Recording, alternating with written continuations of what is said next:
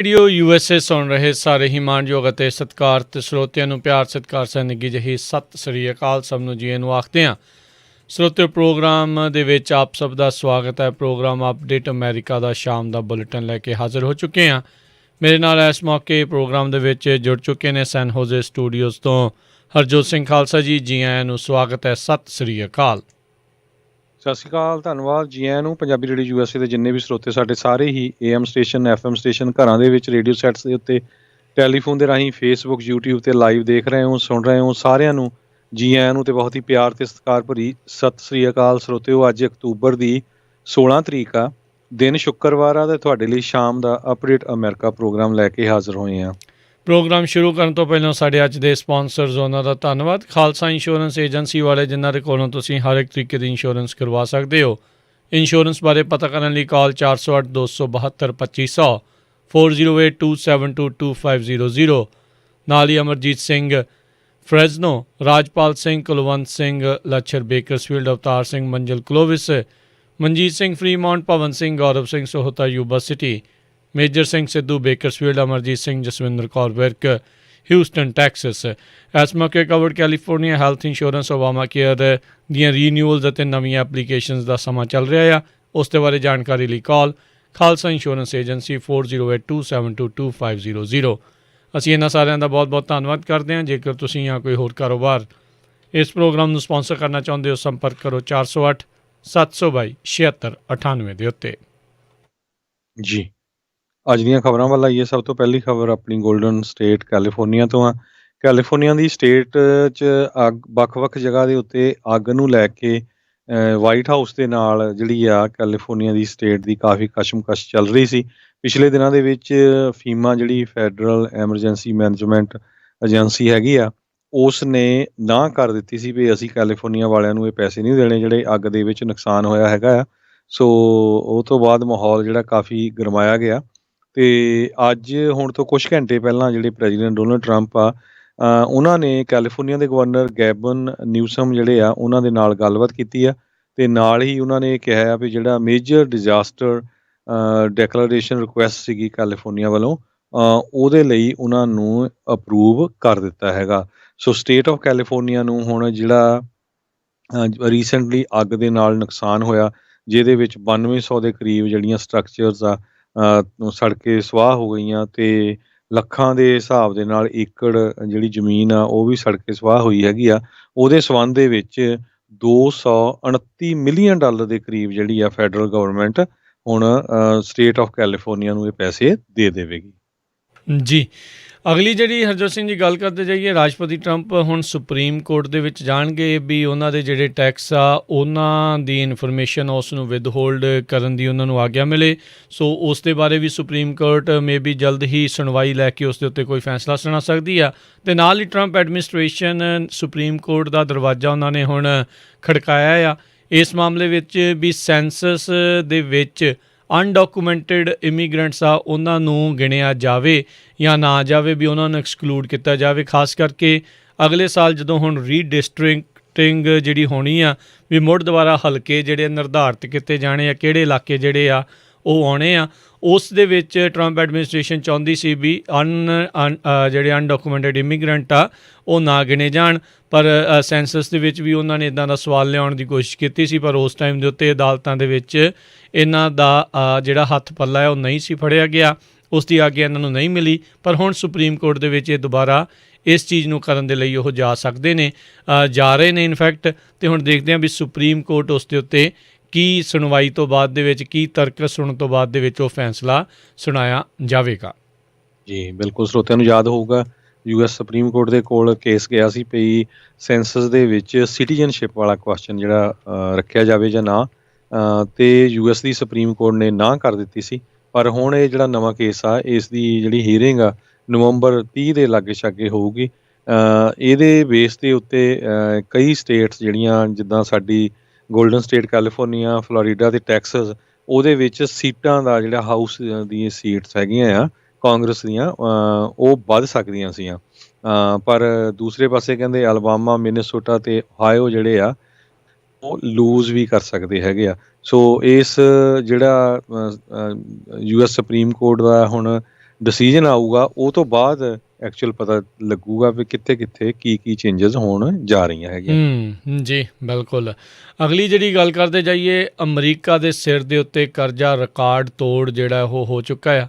US ਦਾ budget deficit ਇਸ ਵਾਰ 3.1 trillion dollar ਦਾ ਇਸ fiscal year ਦੇ ਲਈ ਜਿਹੜਾ ਆ ਉਹ ਦੱਸਿਆ ਗਿਆ ਹੈਗਾ ਆ। ਕਹਿੰਦੇ ਵੀ ਸਤੰਬਰ 30 ਨੂੰ ਜਿਹੜਾ ਫਿਸਕਲ ਈਅਰ ਖਤਮ ਹੋਇਆ ਉਸ ਦੇ ਵਿੱਚ ਇੰਨਾ ਜ਼ਿਆਦਾ ਘਾਟਾ ਜਿਹੜਾ ਆ ਉਹ ਦੇਖਿਆ ਗਿਆ। ਨੋ ਡਾਊਟ ਉਸ ਦੇ ਵਿੱਚ ਜਿਹੜੀ ਗਵਰਨਮੈਂਟ ਸਪੈਂਡਿੰਗ ਜਿਹੜੀ ਉਹ ਵਧੀ ਸੀਗੀ, ਟੈਕਸ ਰੈਵਨਿਊ ਘਟਿਆ ਸੀਗਾ ਕਰੋਨਾ ਵਾਇਰਸ ਪੈਂਡੈਮਿਕ ਦੇ ਦੌਰਾਨ, ਅਤੇ ਪਰ ਇਹ ਡੈਫਿਸਿਟ ਲਗਾਤਾਰ ਜਿਹੜਾ ਉਹ ਵਧਿਆ ਆ। ਸੋ ਬੇਸਿਕਲੀ ਡੈਫਿਸਿਟ ਇਹੀ ਹੁੰਦਾ ਆ ਵੀ ਸਰਕਾਰ ਨੇ ਕਿੰਨਾ ਸਪੈਂਡ ਕੀਤਾ ਅਤੇ ਕਿੰਨੀ ਉਹਨਾਂ ਦੀ ਕਮਾਈ ਹੋਈ। ਸੋ 3.1 ਟ੍ਰਿਲੀਅਨ ਡਾਲਰ ਦਾ ਜਿਹੜਾ ਫਰਕ ਆ ਉਸ ਦੇ ਵਿੱਚ ਰਿਹਾ। ਟੈਕਸ ਰੈਵਨਿਊ ਦੇ ਨਾਲੋਂ ਗਵਰਨਮੈਂਟ ਸਪੈਂਡਿੰਗ ਇੰਨੀ ਜ਼ਿਆਦਾ ਜਿਹੜੀ ਆ ਉਹ ਵੱਧ ਰਹੀ ਸੀ। ਅਤੇ ਯਾਦ ਹੋਣਾ ਸਭ ਨੂੰ ਵੀ 2.2 ਟ੍ਰਿਲੀਅਨ ਡਾਲਰ ਦਾ ਜਿਹੜਾ ਇੱਕ ਫਿਜ਼ੀਕਲ ਜਿਹੜਾ ਸਟਿਮੂਲਸ ਪੈਕੇਜ ਇੱਕ ਹਿਸਾਬ ਦੇ ਨਾਲ ਉਹ ਦਿੱਤਾ ਗਿਆ ਸੀਗਾ। ਸੋ ਹੁਣ ਤੱਕ ਦੇ ਰੀਸੈਂਟ ਇਤਿਹਾਸ ਦੇ ਵਿੱਚ ਸਭ ਤੋਂ ਵੱਡਾ ਜਿਹੜਾ ਘਾਟਾ ਆ ਉਹ ਦੇਖਿਆ ਗਿਆ ਹੈਗਾ ਆ। ਪਿਛਲੇ ਸਾਲ 1 ਕੁਛ ਟ੍ਰਿਲੀਅਨ ਡਾਲਰ ਦਾ ਜਿਹੜਾ ਸੀਗਾ, ਸੋ ਇਸ ਵਾਰ ਉਹ ਸਿੱਧਾ ਹੀ ਡਬਲ ਤੋਂ ਵੀ ਵੱਧ ਜਿਹੜਾ ਆ ਉਹ ਹੋਇਆ ਹੈਗਾ ਆ। ਸੋ ਕਾਫੀ ਜ਼ਿਆਦਾ ਨੁਕਸਾਨ ਅਮਰੀਕਾ ਨੂੰ ਓਵਰਆਲ ਇਸ ਵਿੱਤੀ ਘਾਟੇ ਨੂੰ ਜਿਹੜਾ ਉਹ ਦੇਖਣਾ ਪੈ ਰਿਹਾ ਆ। ਇਹ ਆਉਣ ਵਾਲੇ ਅਸਾਰ ਦੇਖਦੇ ਕੀ ਹੁੰਦੇ ਆ। ਰਾਸ਼ਟਰਪਤੀ ਟਰੰਪ ਹੁਣਾਂ ਨੇ ਆਪਣੀਆਂ ਰੈਲੀਜ਼ ਦੇ ਵਿੱਚ ਹੁਣ ਰੀਸੈਂਟਲੀ ਆਖਿਆ ਆ ਵੀ ਉਹਨਾਂ ਨੇ ਕਿਹਾ ਵੀ ਜੇ ਜੋ ਬਾਈਡਨ ਆ ਗਿਆ ਉਹਨੇ ਟੈਕਸ ਵਧਾ ਦੇਣੇ ਆ ਅਤੇ ਫਿਰ ਜਿਹੜਾ ਆਪਣਾ ਇਕੋਨਮੀ ਆ ਉਹ ਹੋਰ ਵੀ ਥੱਲੇ ਨੂੰ ਜਾਊਗੀ, ਅਤੇ ਜੇ ਤੁਸੀਂ ਮੈਨੂੰ ਮੁੜ ਦੁਬਾਰਾ ਚੁਣਦੇ ਹੋ ਆਪਾਂ ਟੈਕਸ ਟੁਕਸ ਕੁਛ ਨਹੀਂ ਵਧਾਉਣੇ ਅਤੇ ਇਕੋਨਮੀ ਜਿਹੜੀ ਆ ਉਹ ਮੁੜ ਲੀਹਾਂ ਦੇ ਉੱਤੇ ਦੌੜਦੀ ਹੋਈ ਜਿਹੜੀ ਉਹ ਨਜ਼ਰ ਆਊਗੀ। ਸੋ ਇਹ ਹੁਣ ਵੋਟਰਸ ਨੇ ਫੈਸਲਾ ਕਰਨਾ ਆ, ਕਿਸ ਦੇ ਹੱਥ ਬਾਗਡੋਰ ਉਹਨਾਂ ਨੇ ਫੜਾਉਣੀ ਆ, ਅਤੇ ਉਸ ਤੋਂ ਬਾਅਦ ਦੇ ਵਿੱਚ ਇਹ ਦੇਖਣਾ ਪਊਗਾ ਵੀ ਇਕਨੋਮਿਕ ਹਾਲਾਤ, ਆਰਥਿਕ ਸਥਿਤੀ ਕਿੱਦਾਂ ਦੀ ਬਣਦੀ ਆ। ਪਰ ਜਿਹੜਾ ਵੀ ਆਵੇ ਉਹਨਾਂ ਦੇ ਲਈ ਚੁਣੌਤੀਆਂ ਜਿਹੜੀਆਂ ਉਹ ਕਾਫੀ ਜ਼ਿਆਦਾ ਵੱਡੀਆਂ ਜਿਹੜੀਆਂ ਉਹ ਦੇਖਣ ਨੂੰ ਮਿਲਣਗੀਆਂ ਵੀ ਇਹ ਕਿਸ ਤਰੀਕੇ ਦੇ ਨਾਲ ਇੰਨੇ ਵੱਡੇ ਕਹਿ ਲਓ ਵੀ ਨੁਕਸਾਨ ਤੋਂ ਬਾਅਦ 'ਚ ਇੱਕਦਮ ਚੱਕਾ ਜਾਮ ਹੋਣ ਤੋਂ ਬਾਅਦ 'ਚ ਮੁੜ ਦੁਬਾਰਾ ਇਸ ਗੱਡੀ ਨੂੰ, ਇਸ ਰੇਲ ਗੱਡੀ ਨੂੰ ਕਹਿ ਲਓ ਜਾਂ ਜਹਾਜ਼ ਨੂੰ ਕਿੱਦਾਂ ਉਡਾਨ ਇਹ ਭਰਾਉਂਦੇ ਨੇ। ਜੀ, ਸੋ ਬਿਲਕੁਲ ਗਵਰਨਮੈਂਟ ਨੇ ਸੰਨ 2020 ਦੇ ਵਿੱਚ 6.55 ਟ੍ਰਿਲੀਅਨ ਡਾਲਰ ਜਿਹੜਾ ਸਪੈਂਡ ਕੀਤੇ ਹੈਗੇ ਆ, ਜਿਹੜੇ ਕਿ ਪਿਛਲੇ ਸਾਲ 4.44 ਟ੍ਰਿਲੀਅਨ ਡਾਲਰ ਸੀਗਾ। ਅਤੇ ਵਾਈਟ ਹਾਊਸ ਅਤੇ ਟ੍ਰੈਜਰੀ ਡਿਪਾਰਟਮੈਂਟ ਦੇ ਵੱਲੋਂ ਗਵਰਨਮੈਂਟ ਨੇ 3.4 ਟ੍ਰਿਲੀਅਨ ਡਾਲਰ ਦੇ ਕਰੀਬ ਜਿਹੜਾ ਟੈਕਸ ਰੈਵਨਿਊ ਹੈਗਾ ਆ ਸੰਨ 2020 ਦੇ ਵਿੱਚ ਲਿਆਂਦਾ ਆ, ਜਿਹੜਾ ਕਿ ਸੰਨ 2019 ਤੋਂ ਥੋੜ੍ਹਾ ਜਿਹਾ ਘੱਟ ਹੈਗਾ। ਦੂਸਰੇ ਪਾਸੇ ਨੈਂਸੀ ਪਲੋਸੀ ਅਤੇ ਜਿਹੜੇ ਮਨੂਚਿਨ ਆ ਉਹ ਵੀ ਟਰਾਈ ਕਰ ਰਿਹਾ ਹੈ ਕਿ 2 ਟ੍ਰਿਲੀਅਨ ਡਾਲਰ ਦਾ ਹੋਰ ਇੱਕ ਪੈਕੇਜ ਲਿਆਉਣ ਦੇ ਲਈ, ਪਰ ਫੈਡਰਲ ਰਿਜ਼ਰਵ ਬੋਰਡ ਦੇ ਚੇਅਰਮੈਨ ਜਰੋਮੀ ਪਾਵਲ ਉਹਨਾਂ ਨੇ ਇਹ ਕਿਹਾ ਆ ਵੀ ਇਕਨੋਮਿਕ ਰਿਕਵਰੀ ਦੇ ਲਈ ਜਿਹੜੇ ਆ ਸਾਨੂੰ ਇਸ ਦੀ ਬਹੁਤ ਜ਼ਰੂਰਤ ਆ, ਨਹੀਂ ਤਾਂ ਬਹੁਤ ਸਾਰੇ ਲੋਕ, ਮਿਲੀਅਨਸ ਆਫ ਲੋਕ ਜਿਹੜੇ ਆ ਉਹ ਭੁੱਖਮਰੀ ਵੱਲ ਚਲੇ ਜਾਣਗੇ। ਬਿਜ਼ਨੈਸਸ ਨੇ ਕਹਿੰਦੇ ਆਲਰੇਡੀ ਬਹੁਤ ਵੱਡੀ ਗਿਣਤੀ ਦੇ ਵਿੱਚ ਲੋਕਾਂ ਨੂੰ ਲੇ ਆਫ ਕਰਨਾ ਸ਼ੁਰੂ ਕਰ ਦਿੱਤਾ ਆ, ਖਾਸ ਕਰਕੇ ਜੇ ਟਰੈਵਲ ਇੰਡਸਟਰੀ ਵੱਲ ਦੇਖਿਆ ਜਾਵੇ। ਜੀ, ਸਿਲੀਕਨ ਵੈਲੀ ਦੇ ਲਈ ਇਹ ਜਿਹੜਾ ਮਹੀਨਾ ਵੀ ਕੁਛ ਬਹੁਤਾ ਚੰਗਾ ਜਿਹੜਾ ਆ ਉਹ ਨਜ਼ਰ ਨਹੀਂ ਆਇਆ। ਇਸ ਮਹੀਨੇ ਦੇ ਵਿੱਚ ਬਹੁਤ ਹੀ ਥੋੜ੍ਹੀਆਂ ਨਵੀਆਂ ਜੋਬਾਂ ਜਿਹੜੀਆਂ ਆ ਇੱਥੇ ਕ੍ਰੀਏਟ ਹੋਈਆਂ। ਪਿਛਲੇ ਮਹੀਨੇ 36,000 ਤੋਂ ਵੱਧ ਨਵੀਆਂ ਜੋਬਸ ਕ੍ਰੀਏਟ ਹੋਈਆਂ ਸੀਗੀਆਂ, ਪਰ ਇਸ ਵਾਰ ਮਹਿਜ 16 ਤੋਂ 20,000 ਦੇ ਦਰਮਿਆਨ ਜਿਹੜੀਆਂ ਜੋਬਸ ਆ ਉਹ ਨਵੀਆਂ ਆਈਆਂ, ਜਿਸ ਕਰਕੇ ਇਹ ਕਾਫੀ ਜ਼ਿਆਦਾ ਇੱਕ ਚਿੰਤਾ ਦਾ ਵਿਸ਼ਾ ਜਿਹੜਾ ਉਹ ਬਣਿਆ ਹੈਗਾ ਆ। ਸੋ ਓਵਰਆਲ ਜੇ ਦੇਖਿਆ ਜਾਵੇ ਜਿਹੜੀ ਪ੍ਰੋਗਰੈਸ ਆ ਜਾਂ ਇਕੋਨਮੀ ਮੁੜ ਦੁਬਾਰਾ ਲੀਹ 'ਤੇ ਆਉਣ ਵਾਲੀ ਗੱਲ ਆ, ਉਹ ਹਾਲ ਦੀ ਘੜੀ ਜਿਹੜੀ ਆ ਉਹ ਡਾਵਾਂਡੋਲ ਜਿਹੀ ਜਿਹੜੀ ਉਹ ਜਾਪ ਰਹੀ ਹੈਗੀ ਆ।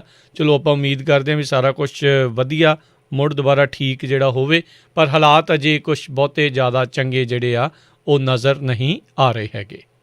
ਅਗਲੀ ਖਬਰ ਜਿਹੜੀ ਆ ਇਮੀਗ੍ਰੇਸ਼ਨ ਕਸਟਮ ਐਨਫੋਰਸਮੈਂਟ ਦੇ ਨਾਲ ਰਿਲੇਟਡ ਆ। ਆਪਾਂ ਦੱਸਿਆ ਸੀ ਪਿਛਲੇ ਹਫ਼ਤਿਆਂ ਦੇ ਵਿੱਚ ਆਈਸ ਅਤੇ US CIS ਨੇ ਕਿਹਾ ਸੀ ਵੀ ਅਸੀਂ ਜਿਹੜੇ ਸੈਂਕਚੁਰੀ ਸਿਟੀਜ਼ ਜਾਂ ਸਟੇਟਸ ਹੈਗੀਆਂ ਉੱਥੇ ਛਾਪੇ ਮਾਰ ਕੇ ਜਿਹੜੇ ਕ੍ਰਿਮੀਨਲਸ ਹੈਗੇ ਆ, ਇਲੀਗਲ ਹੈਗੇ, ਅਨਡਾਕੂਮੈਂਟਡ ਆ, ਉਹਨਾਂ ਨੂੰ ਅਰੈਸਟ ਕਰਾਂਗੇ। ਹੁਣ ਇੱਕ ਖਬਰ ਆ ਰਹੀ ਆ ਵੀ 176 ਦੇ ਕਰੀਬ ਲੋਕਾਂ ਨੂੰ ਜਿਹੜੇ ਸੈਂਕਚੁਰੀ ਸਿਟੀਜ਼ ਆ ਉਹਨਾਂ ਦੇ ਵਿੱਚ ਉਹਨਾਂ ਨੇ ਇਹ ਕਿਹਾ ਵੀ 176 ਕ੍ਰਿਮੀਨਲ ਏਲੀਅਨਸ ਉਹਨਾਂ ਨੇ ਦੱਸਿਆ ਹੈਗਾ। Philadelphia, Denver, New York, Washington, Baltimore, Seattle, ਇਹਨਾਂ ਸਾਰੇ ਏਰੀਏ ਦੇ ਵਿੱਚ ਅਰੈਸਟ ਕੀਤਾ ਗਿਆ ਹੈ। ਪਿਛਲੇ ਕੁਛ ਘੰਟਿਆਂ ਦੇ ਵਿੱਚ ਹੀ ਹੋਇਆ। ਸੋ ਵੱਖ-ਵੱਖ ਮੁਲਕਾਂ ਦੇ ਲੋਕ, ਕੋਈ ਬ੍ਰਾਜ਼ੀਲ ਤੋਂ, ਸਾਊਥ ਅਮਰੀਕਾ ਤੋਂ, ਕੁਛ ਇੰਡੀਆ ਤੋਂ ਵੀ ਲੋਕ ਹੈਗੇ ਆ ਜਿਹੜੇ ਇਹਦੇ ਵਿੱਚ ਅਰੈਸਟ ਕੀਤੇ ਗਏ ਹੈਗੇ ਆ। ਜੀ 18 ਦਿਨ ਰਹਿ ਗਏ ਨੇ ਇਲੈਕਸ਼ਨ ਦੇ ਵਿੱਚ। ਕੱਲ੍ਹ ਜਿੱਦਾਂ ਤੁਸੀਂ ਵੀ ਹਰਜੋਤ ਸਿੰਘ ਜੀ ਸਵੇਰੇ ਜ਼ਿਕਰ ਕੀਤਾ ਸੀ, ਰਾਸ਼ਟਰਪਤੀ ਟਰੰਪ TRP ਆંકੜਿਆਂ ਦੇ ਵਿੱਚ ਕਾਫੀ ਜ਼ਿਆਦਾ ਉਹ ਜਾਂਦੇ ਨੇ।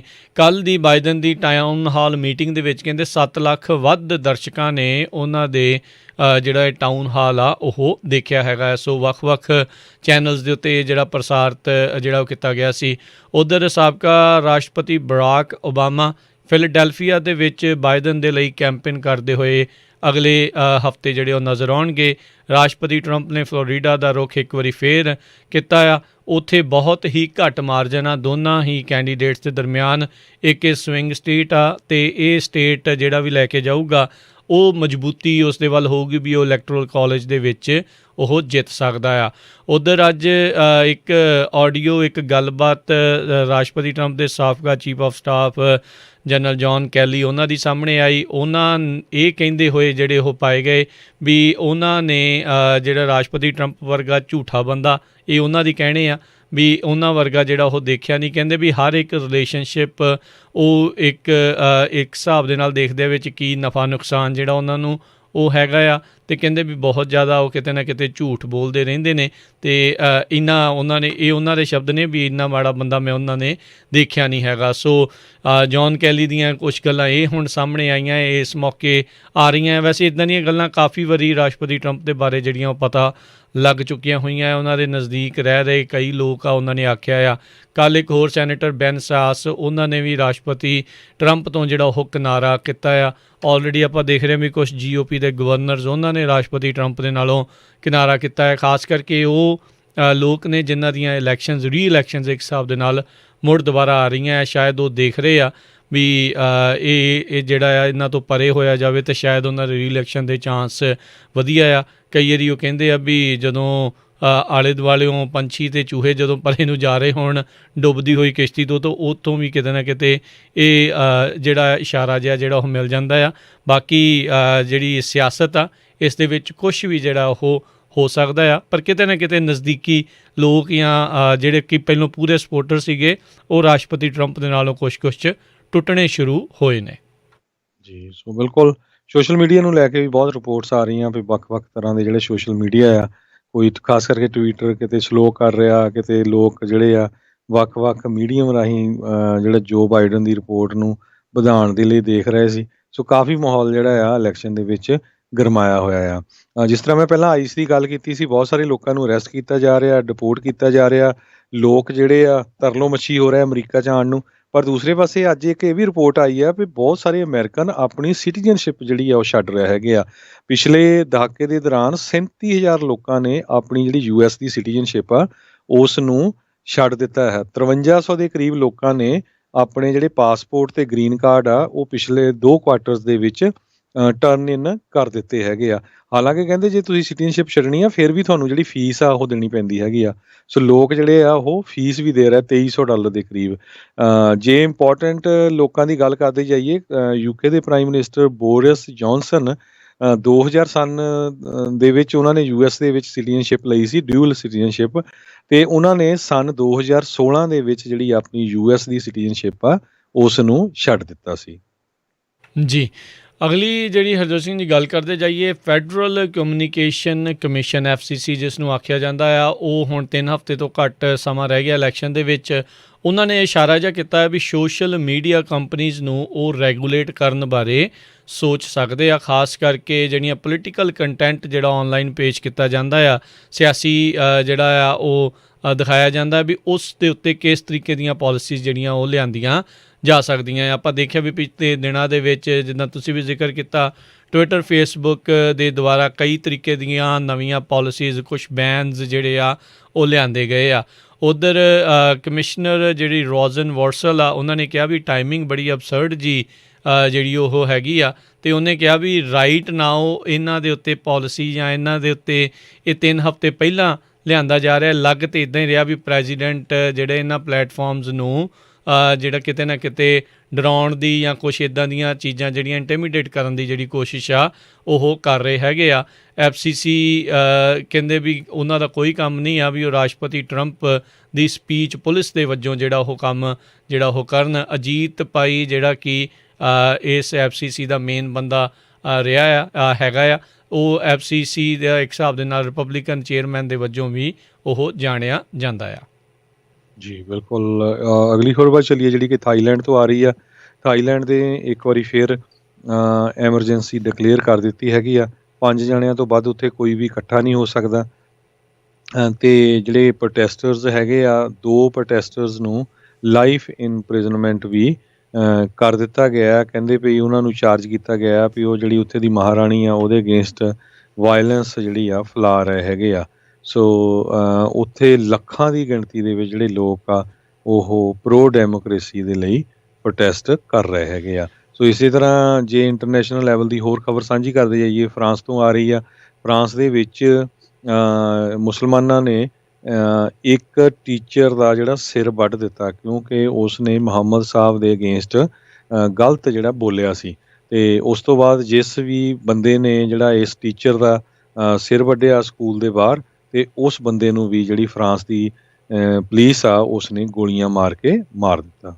ਜੀ, ਅਗਲੀ ਜਿਹੜੀ ਗੱਲ ਕਰਦੇ ਜਾਈਏ ਤਾਂ ਮਿਸ਼ੀਗਨ ਦੇ ਵਿੱਚ ਪੋਲਿੰਗ ਪਲੇਸਿਸ ਦੇ ਉੱਤੇ ਓਪਨ ਕੈਰੀਡ ਫਾਇਰ ਆਰਮਸ ਆ ਉਹਨਾਂ ਨੂੰ ਬੈਨ ਕੀਤਾ ਗਿਆ ਆ।